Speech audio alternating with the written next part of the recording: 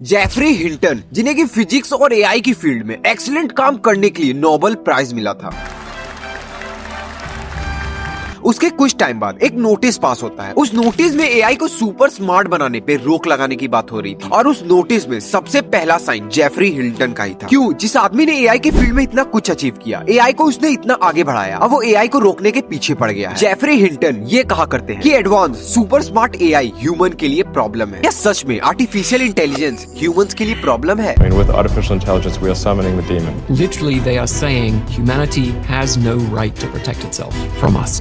Superintelligence would be the last invention that man need ever make. The danger of AI is much greater than the danger of nuclear warheads. What's going to happen when computers can do all of our jobs, right? Those are really big questions. If you sleep well tonight, you may not have understood this danger.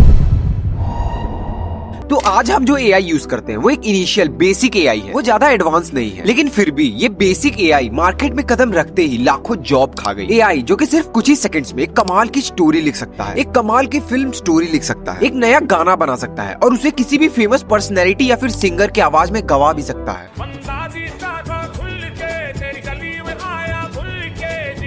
देखो ना जुल्फों से कैसे जुल्फों से तेरी छुपती प्यारी प्यारी सी मुस्कान है। मेरे महबूब कयामत होगी आज रुसवा तेरी गलियों में मोहब्बत होगी।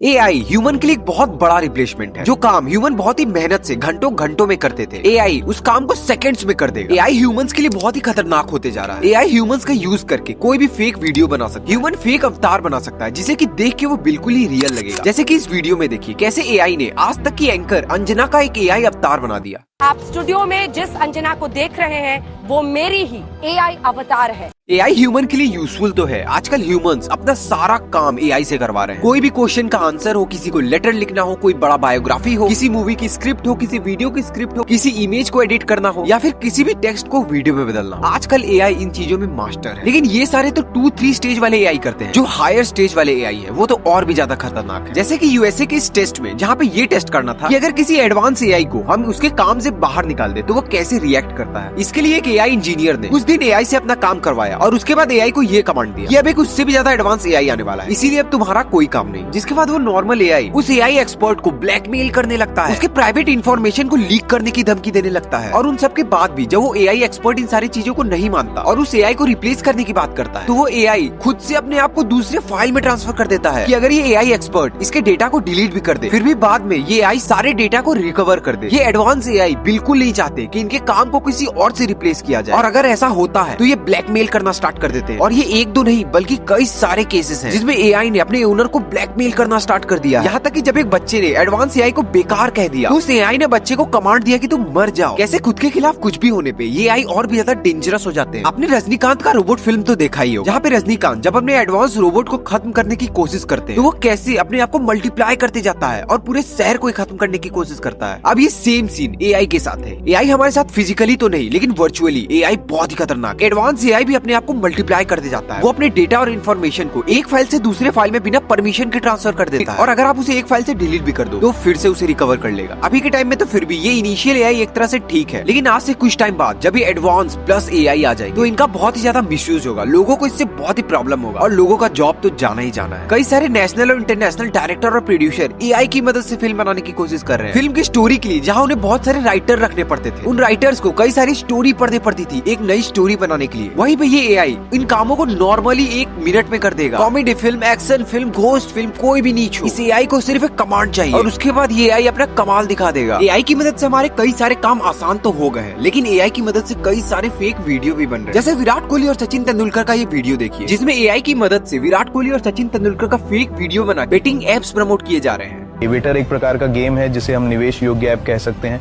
या मैं निवेश योग्य गेम कह सकता हूं, जिसमें आप कम पैसे खर्च करके ज्यादा से ज्यादा कमाई कर सकते हैं। मेरी बेटी इस समय यह गेम खेल रही है जिसके बारे में हर कोई बात कर रहा है, एविएटर।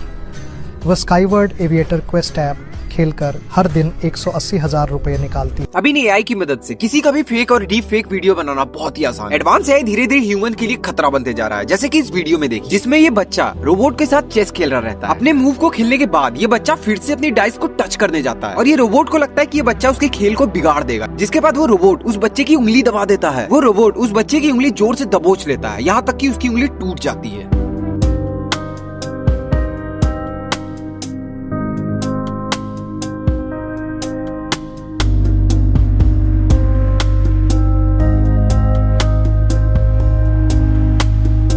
एआई एडवांस तो होते जा रहे हैं, लेकिन उनमें कई सारी स्ट्रेंज बिहेवियर देखने को मिल रही है। नो डाउट एआई से अभी ह्यूमन को फायदा तो है। अब इन सारे क्लिप को ही देख लीजिए। इन सारे क्लिप को कैमरा की मदद से नहीं बल्कि कीबोर्ड की मदद से बनाया गया है। सिर्फ टेक्स्ट को वीडियो में बदला गया। अवेंजर्स के डायरेक्टर जो रूसो ने तो यहाँ तक कह दिया कि सिर्फ 2 साल बाद एआई की मदद से पूरे फिल्म ही बनाए जाएंगे। ह्यूमंस ने प्लेनेट अर्थ पे कई सारे रिसर्च और इन्वेंशन किए हैं, लेकिन शायद एआई उनका लास्ट इन्वेंशन होने वाला है। लेकिन क्या सच में एआई ह्यूमंस के लिए एक प्रॉब्लम है? क्योंकि एआई के पहले कंप्यूटर्स और स्मार्टफोन का इन्वेंशन भी ह्यूमन के लिए एक टर्निंग पॉइंट था। कंप्यूटर और स्मार्टफोन्स ने ह्यूमन की लाइफ चेंज कर दी, लेकिन वहीं कंप्यूटर और स्मार्टफोन ह्यूमन के बहुत सारे जॉब भी खा गए। हर कॉइन का 2 साइड होता है, वैसे ही एआई का भी 2 साइड है। जितना ही एआई हमारे लिए पावरफुल और हेल्पफुल है, उतना ही एआई हमारे लिए डेंजरस भी है। बस डिपेंड इस पे करता है कि कौन उसे यूज कर रहा है और कैसे यूज कर रहा है। Everything useful in right hand is blessing, everything useful in wrong hand is curse. वैसे ही एआई सही हाथों में एक ब्लेसिंग है, लेकिन गलत हाथों में एक कर्स है। अब इस वीडियो में देखिए कैसे मोहम्मद रफी की आवाज में अरिजीत सिंह के गाने को गवा दिया गया। बंदा जीता था खुल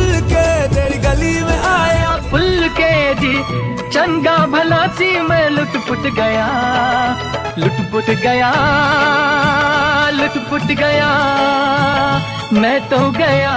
आपको क्या लगता है कि एआई को और ज्यादा अपग्रेड करके उसके स्मार्टेस्ट वर्जन तक उसको पहुंचा देना चाहिए? A new American company that will invest $500 billion at least in AI infrastructure in the United States. या फिर इस एआई के स्मार्टेस्ट वर्जन पे रोक लगा देनी चाहिए और नॉर्मल एआई का यूज होना चाहिए? कमेंट में जरूर बताइएगा आप कौन सा एआई यूज करते हैं। वीडियो अच्छा लगा तो वीडियो को लाइक और चैनल को सब्सक्राइब जरूर कीजिएगा। Thank you.